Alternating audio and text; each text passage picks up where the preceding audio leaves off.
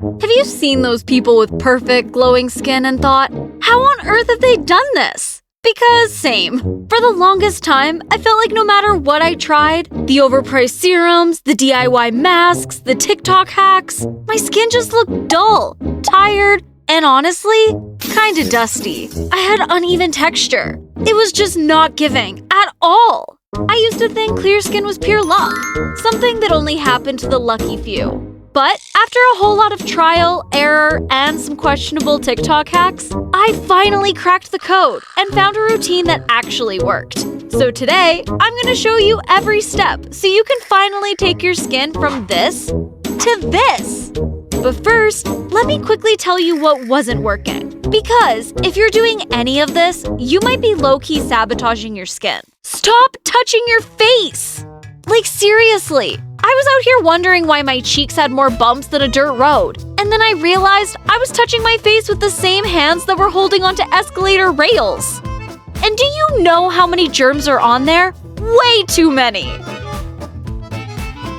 And don't even get me started on your phone. It's literally dirtier than a toilet seat. So every time you press your phone against your cheek to answer a call, you're basically making your skin fight for its life because all the bacteria from your phone gets onto your skin and just wreaks havoc.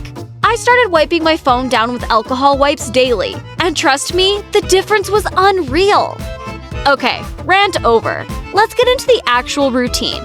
Step 1. Grab your favorite cleanser and scrub your face. Nope, I'm just kidding. Step 1 is actually figuring out your skin type.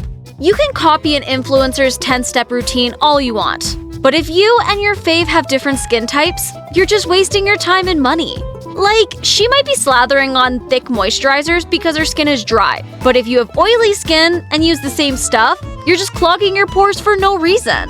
So let's figure out your skin type. All you need to do is splash some water on your face. Just water, no product.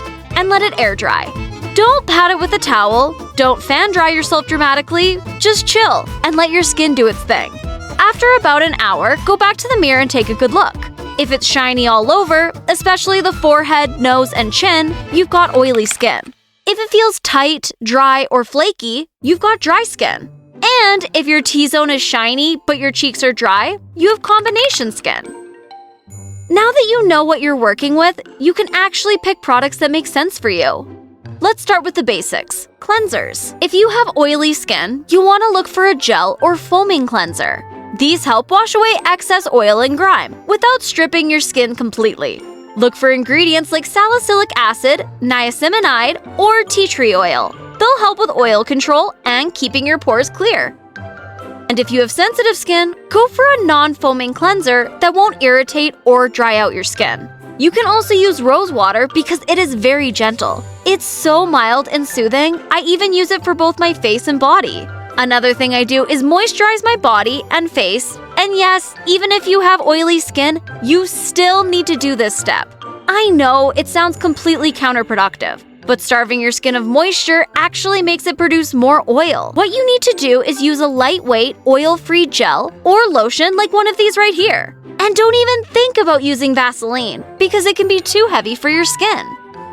If you have dry skin, use a richer cream-based moisturizer with ingredients like shea butter or glycerin to really lock in that moisture. And if you feel fancy, you can use Vaseline to do what the internet calls slugging. Slugging is when you seal in all your nighttime skincare with a thin layer of Vaseline and leave it on overnight. This locks everything in, and it leaves you with plump, soft skin by morning. If you have combination skin, use a light lotion all over and then dab a bit of richer cream onto any dry patches, usually the cheeks.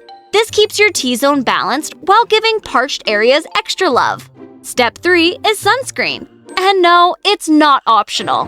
Get a broad-spectrum sunscreen with SPF 30 or higher. Pick one that feels good on your skin and doesn't leave you looking like a chalky ghost. And yes, you need to wear it every single day. Even if you're staying indoors, even if it's cloudy, even if you swear you're just sitting by the window for 5 minutes. You should wear it, unless you're a vampire. Then yeah, you might be off the hook.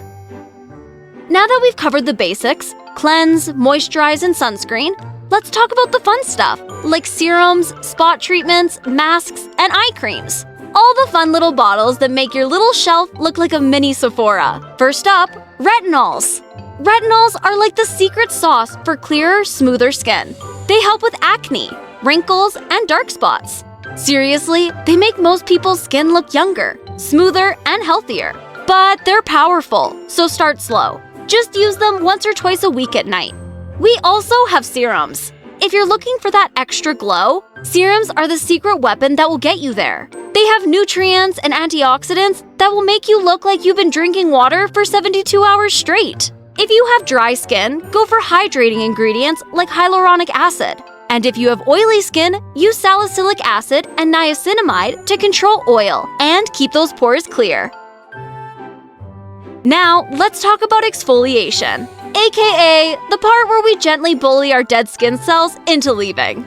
Exfoliation is what gives you that smooth, glassy skin, since you are removing that dead one that's been building up on your face. You do not need to sandpaper your face like you're prepping it for paint, especially if you were using DIY exfoliants. Overdoing that can lead to micro tears, which we don't want.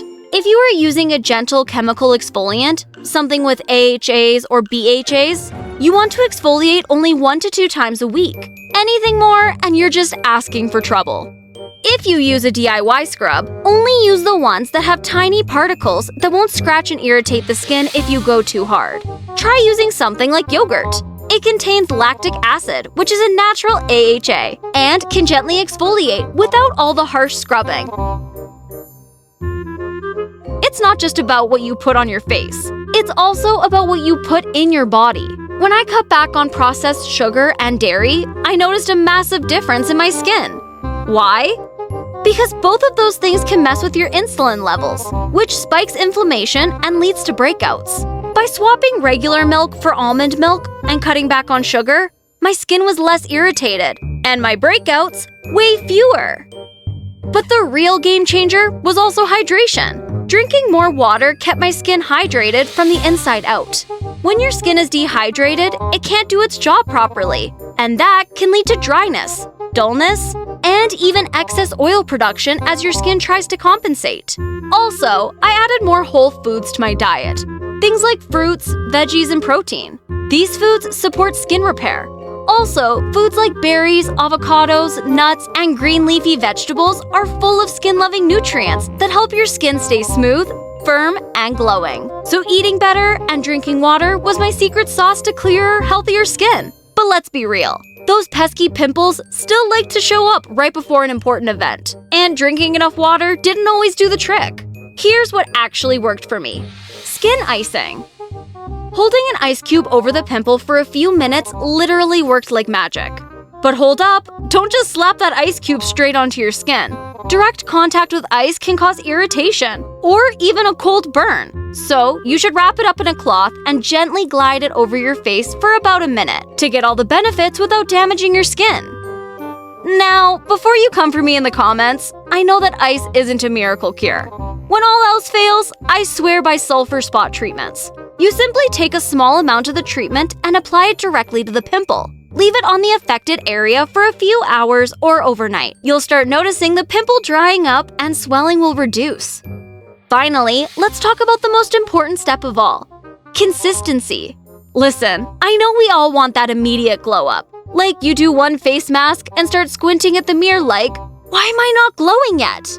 But skincare isn't magic. It's maintenance.